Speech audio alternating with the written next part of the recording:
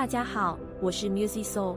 8 million Americans claim to have had a near-death experience, but neurosurgeon Eben Alexander never thought in 1,000 years he would be one of them. When I was younger, I thought a heaven and a loving God made sense, but through my academic neurosurgery career, I saw less and less that could be the case. He was a man of science. He didn't believe in it. I really came here to do, which is to kind of share the beauty of my journey, and it was crucial, all the neurosurgical experience in science and cosmology and physics, because in fact, so many people believe that in our current culture there's a battle between, scientific, rational, intellectual people and people who believe in spirit and faith and God. And in fact, the two strengthen each other tremendously. Yes. I mean, right at the core of the mysteries of quantum physics is an absolute demand of the reality of our spiritual nature in a spiritual universe. It's really a very powerful kind of scientific proof in many ways of the reality of God and the afterlife and eternity of soul. Anyone interested in neuroscience realizes materialism has never remotely explained anything about the nature of consciousness. In fact, scientific materialism demands that you admit to having no free will at all, because they believe consciousness is just an epiphenomenon, a side effect of the chemical reactions and electron fluxes in the brain. And the truth is that is absolutely false. Consciousness is far more than that. There's evidence of non-local consciousness. Prayer and meditation can open the doors to a tremendous development of a relationship with that primordial mind, that primordial God force. And it's something we all share.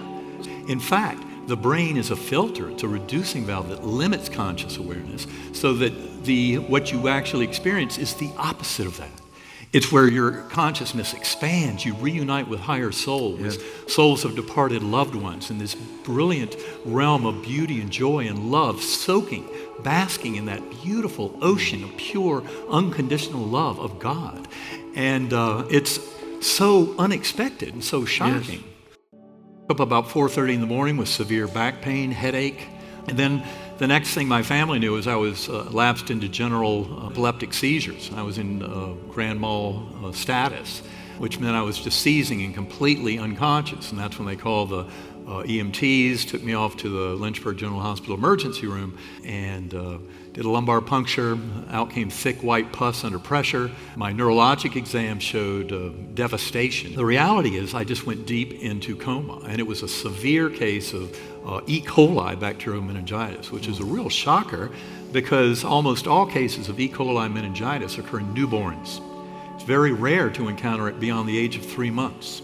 And then I deteriorated through that week on 3 powerful antibiotics. They'd had me on a ventilator from the get-go. The unusual features of my near-death experience is that I was amnesic. I had no memory of Eben Alexander's life. I had no language, no words, no knowledge of Earth, this universe. It was a completely empty slate, and that's quite unusual for an NDE, but I think it was important in teaching me some of the deeper lessons. My brain was shut down. There's something called the Glasgow Coma Scale that you use to measure coma. Anybody in this room would score a 15. That means they're doing great. If you're a corpse, you get a 3. Anything below 9 is deep coma. And for the vast majority of that week in coma, I was around a 6 or 7, sometimes as low as a 5. So I was in deep coma the whole time. They had CT and MRI scan data showing that all 8 lobes of my brain were affected. No part was spared. And that's why to have an extraordinarily rich experience, far more real than anything I'd ever experienced in my life, which is what happened in that near-death experience, completely violates everything I thought I knew about brain, mind, and Because you need a conscious brain to experience. But no, you don't. The brain is a filter. Its main function is actually to restrict consciousness down to this tiny little illusion of kind of self and non-self, all the stuff out there, and a here and now. But so much of that is really a fiction, and that's why centering prayer meditation can show us a much richer spiritual world. You step over from this world into the next. What happened? Well, for me, that journey began in a very primitive, coarse, unresponsive realm. It was like being in dirty jello. I called it the earthworm's eye view. And I was there for a very long period of time. I'm sure I didn't have any kind of memory formation moment to moment, so it seemed to last forever. But the good news is it didn't. I was rescued by this slowly spinning, pure white light with fine silvery and golden tendrils. And as it came towards me, our awareness goes far beyond the limitations of physical eyes and ears and a physical brain. Beautiful spinning white light opened up into a brilliant, ultra-real realm that I call the Gateway Valley. And that was filled with many earth-like features. It was a world of perfection and ideals. There was no death or decay anywhere. Beautiful, lush plant life, flowers, buds on trees, blossoms, colors beyond the rainbow. I was a speck of awareness on a butterfly wing among millions of butterflies, looping and spiraling in vast formations above this Gateway Valley. And in that valley were thousands of beings dancing, lots of joy and merriment. And when I wrote it all up weeks later, I said these were souls. I knew there were souls between lives, and that there was this incredible joy and merriment going on. And it was all being fueled because up above were these swooping orbs, pure spiritual orbs of divine energy, these which I came to call angelic choirs when I had to put a label on them. But it was the anthems and chants and hymns that would thunder down from this beautiful chorus of angels above that was fueling this incredible festivity, sparkling waterfalls into crystal blue pools, and all of this joy and merriment, children playing and dogs jumping, so incredible happiness. Your senses are heightened and not contained, and not Correct. confined. Got to remember, our brain and our eyes and ears, they give us a very kind of diluted down version of reality compared to that. There, it's like drinking through a fire hose, an incredible ocean of this loving awareness. And for me, in that beautiful Gateway Valley realm, on the wing of that butterfly, my first awareness of the divine was a sense of a divine wind, or the breath of God, as I called it in some of my early writings, that blew through. And it was amazing because even though the elements of the scene stayed the same, all of a sudden I realized the incredible power of that divine force, of that causal force of an infinitely loving God, not a judging God, one of infinite love, of being home, of our spiritual essence, of the purity of our being, with comfort that really goes beyond any words. So you felt comforted. And that's why you felt at peace. Absolutely, and that is such a beautiful lesson that comes not just from my near-death experience, but from near-death experiences across all cultures, all nations, going back several thousand years. The stories are always of this beautiful peace, like we are home. This incredible joy and oneness, and that God force of pure, infinite love is so healing. The good news is you don't need a near-death experience to know this. That's right. You know, and as many who have discovered the power of prayer and of going within, for me, I often call it meditation, but it's absolutely a form of centering prayer and honoring God's beautiful love. Turns out that it didn't all happen in that Gateway Valley, that in fact the music from those angelic choirs provided portals to higher and higher levels, all the way out to the core.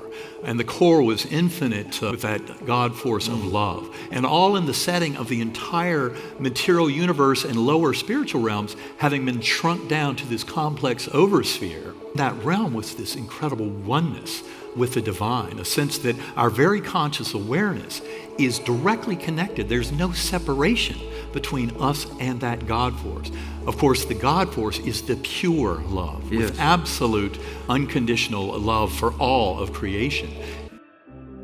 I wasn't alone. There was a beautiful young woman beside me on the butterfly wing, and she never spoke a word. She didn't have to. She was dressed in the very same simple garb and yet beautiful colors of all those thousands of beings dancing down below.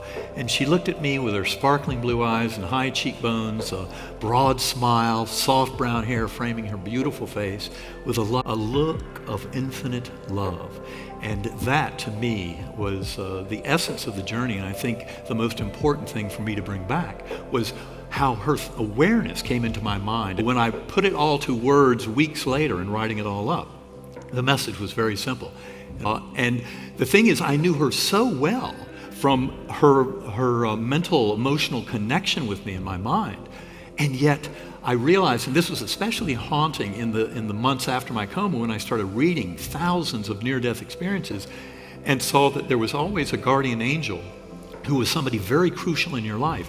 And I remembered her so perfectly that I knew I'd never met her in my life. You know, that was the beautiful discovery 4 months after my coma? Well, it has to do with the fact that I had met my birth family about a year before my coma. And I go into detail about it in Proof of Heaven. Yes. But the reality is they were still suffering from the loss of that daughter, and so they didn't really want to talk about her too much. And what they did share was what a beautiful, angelic, loving soul that she was. And of course, I was quite sad as a brother who never got to meet her in this world. And I received that picture about 4 months after my coma. And it turns out it was very important that at the same time, because I think I needed some opening in my awareness and in my mindset. I was reading a beautiful story in Elizabeth Kubler-Ross's book, Life After Death. And in that she tells the story of a 13-year-old girl who had was in coma, very sick medically. And in this beautiful journey, she was welcomed to the heavenly realm by her brother. And he was demonstrated to her that power of unconditional love and the beauty of that of God in that realm, and then helped her make a decision to come back to this world. When she did, she was talking to her father about it. She said, "But I don't understand. I don't have a brother." And he said, "Well, you did, but he died 3 months before you were born, so we never told you about him." And that's when I looked up at the picture that I just received the afternoon before, and I collapsed on the ground, and my heart pounds, and I can't. Even now, every time I revisit this story, chills running up and down my spine because of the beauty of that recognition of that guardian angel. And all of a sudden I realized we were deeply connected. And in fact, it's like she was looking at me in the picture that you showed a few minutes ago, as if to say, "Do you finally get it?" Yeah. Well, yes, Betsy, I finally get it. Well, the doctors had estimated early in the week that I had about a 10% chance of living through it. After 7 days in coma with just a horrible medical picture in terms of prognosis, they predicted that had gone down to a 2% chance of survival. In that medical conference they held that Sunday morning, they recommended to the family stopping the antibiotics. And the reason for that is they thought there was no chance for my recovery. When I did actually open my eyes on that Sunday morning, they were shocked. My brain was so completely savaged by this experience, I had no idea these beings were standing at my bedside. My sisters, my sons, my former spouse, my mother, I didn't know who they were. All I remembered was where I'd been, this incredibly rich journey. And I also had, for about 36 hours, back and forth in that world. And then I'd kind of come back to that ICU bed. But the memories from deep coma, in many ways, were far more real, vibrant, and alive. The memories from the deep coma experience are as fresh today as if they happened yesterday. As that we are all one.